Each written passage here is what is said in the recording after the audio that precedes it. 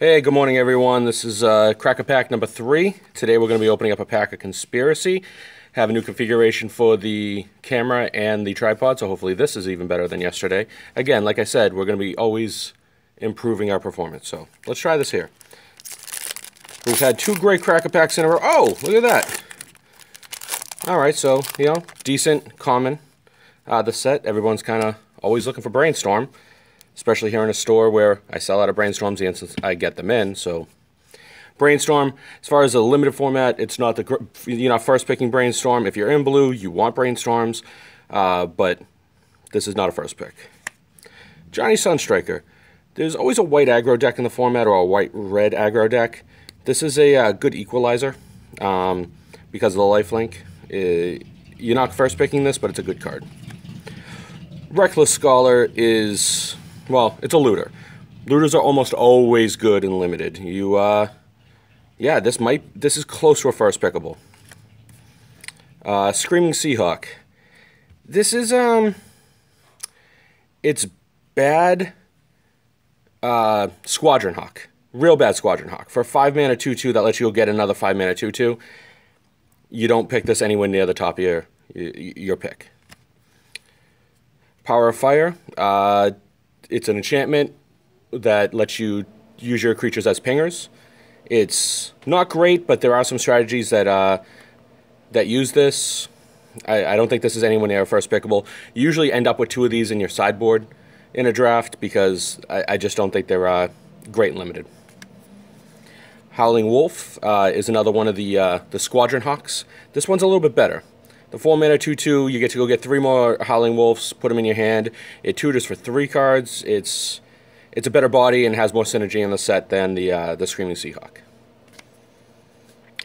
Grudge Keeper. Another one of this set Conspiracy was a limited specialty set where how you drafted cards mattered. And it also let players vote on the outcomes of of cards. The resolution of cards and their effects.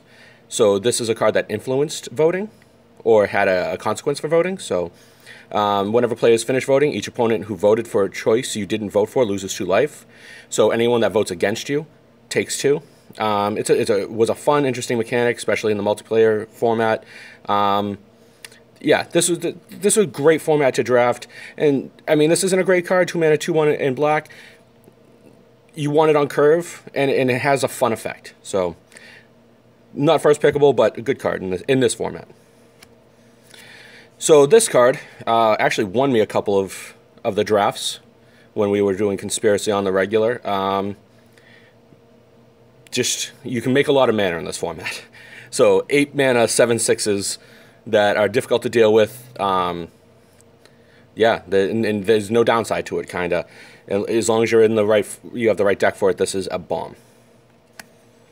Minimal Skull Creeper, 2-mana, 2/3 defender, lets you keep up to 8 cards. It's okay. The defender part's pretty rough. So yeah, you don't first pick this. Hunger of the Howl Pack. This is it's a combat trick. If you're in an aggressive deck that wants it's fine. Green-black has an aggressive deck in this format. This fits in that deck. Favorable Winds. It's an anthem for Flyers. It's if you're in Blue-White Flyers, which is a real deck in this format, it's a real deck in almost every format. This is fantastic. Treasonous Ogre. This is another mechanic that was kind of exclusive to Conspiracy. Maybe we'll get it back in Conspiracy 2 coming out soon. Dethrone.